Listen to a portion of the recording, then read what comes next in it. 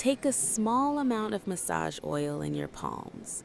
Rub your hands together slowly to warm the oil. Now, gently place your hands on the lower back. Start with long, slow gliding strokes from the lower back up toward the shoulders. Use light to medium pressure. Move in a smooth, flowing motion and return gently down the sides of the back. Repeat this 5 to 7 times to spread the oil evenly and relax the muscles. Now, focus on the lower back. Using your thumbs, apply gentle circular motions on both sides of the spine.